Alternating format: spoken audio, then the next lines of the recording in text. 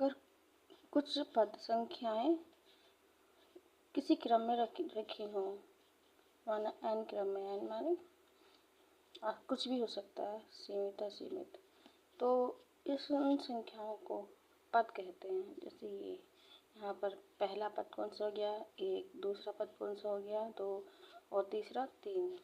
ऐसे ही अब ये पद कहलाता है। जो संख्याएं होती किसी क्रम में रखी हुई हों, और समांतर श्रेणी की विशेषता यह है कि उसमें जब पद रखे होते हैं, पद जो होते हैं उनमें अंतर होता समान होता है। किन्हीं दो पदों के बीच अंतर समान होगा। जैसे एक पद ये है और दूसरा ये है, तो ये पद को हमने T1, T2 या T3 से हम व्यक्त कर रहे हैं। तो यहाँ पे T1 ये 1 हो गया, T2 4 हो गया, T3 7 हो गया। तो समांतर श्रेणी में क्या होता है, T2 माइनस T1, इसमें से इसे घटा के अगर हमें पता चलता है क्या आता है, 4 में से हमने 1 घटाया, कितने बचे, 3। तो यहाँ पे ये इसका अंतर क्या आया, 3 इसका अंतर आया। अब इसको देखते हैं T3 में से T2 घटा के, T3 माइनस T2 कौन सा है, ये 4 और T3 3। तो 7 में से 4 घटाया तो कितना बचा हमारा, यहाँ पर भी 3, ये भी 3 है और ये भी 3 है। तो हमारा सार्वंतर, ये मतलब उनके बीच के मध्य अंतर जो था क्या था, कितना है, समान है, 3। तो ये समांतर श्रेणी कहलाएगी। कौन सी कहलाएगी, समांतर श्रेणी। ये n कोई पद है तो अब हम इस श्रेणी कितने पद होंगे, n पद होंगे, ठीक है। तो इसमें हमें प्रत्येक क्रम में n का मान रखकर हम श्रेणी ज्ञात कर सकते हैं। तो यहाँ पर n हम रखेंगे प्राकृतिक संख्या 1, 2, 3 और अब मान ज्ञात करेंगे। चलिए आइए ज्ञात करते हैं इस श्रेणी में, श्रेणी के कुछ पद ज्ञात करते हैं। क्रम का nवा पद है क्या, 3n + 1। तो इसके प्रथम 3 पद ज्ञात करने हैं। तो हमें क्या करना है, इस वाले समीकरण में हमें क्या करना है, n की जगह रखना है हमें 1, 2, 3, 4 और 5, 5 पद ज्ञात करने हैं प्रथम। तो ये n की जगह ये रखने पर हमारे 5 पद ज्ञात हो जाएंगे। an बराबर 3n + 1 आ रहा है। तो हम a1 रखेंगे, 3 × 1 + 1, 3 कम 3 और 1 4। क्या आया हमारा इसका आंसर, 4। a1 क्या आ गया हमारा, 4। a2 इसी तरीके से ज्ञात करेंगे, n की जगह हम 2 रखेंगे और 3। समीकरण क्या है हमारे, 3n + 1 है। तो यहाँ पर n की जगह रखेंगे हम 2 + 1। तो यहाँ पे कितने बचे, 3 दूनी कितने होगा, 3 दूनी 6, 6 और 1 7।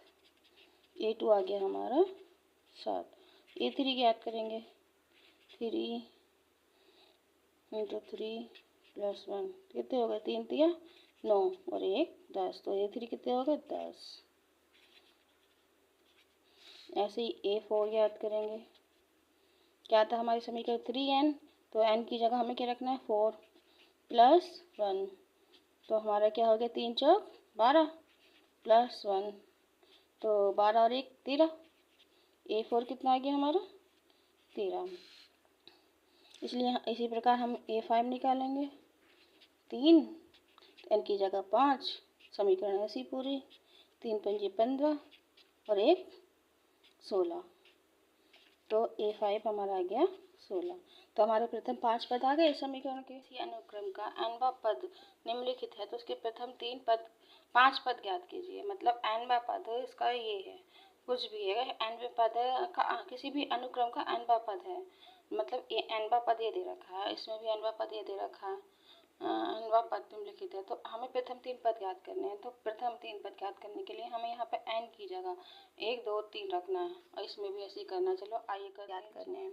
तो हम जहाँ पे भी मतलब n है उसकी जगह हम 1, 2, 3 रखेंगे और हमारी जो भी श्रेणी है उसका हमें प्रथम 5 पद ज्ञात हो जाएंगे। a1 का स्क्वायर 1 और +1 क्या हुआ, a1 कितना आया हमारा 2। a2 ज्ञात करना है तो n की जगह 2 रखेंगे, 2 का स्क्वायर +1 कितने होगा, 2 2 4 और 1 कितने हो गए 5। A2 का मान कितना आया हमारा 5। और A3 का मान ज्ञात करने के लिए क्या करेंगे 3 का स्क्वायर प्लस 1। 3 तिया 9, 9 और 1 कितने हो गए 10। तो A3 आ गया हमारा 10। A4 का मान ज्ञात करने के लिए हम क्या करेंगे n की जगह 4 रखेंगे। 4 का स्क्वायर प्लस 1। तो A4 हमारा आ गया 4 चौक 16 प्लस 1 कितने हो गए 17। A5 का मान ज्ञात करने के लिए हमें n की जगह 5 रखना है। 5 का स्क्वायर प्लस 1। 5 पंजे 25 और 1 26। ये A5 का मान हमें ज्ञात हो गया।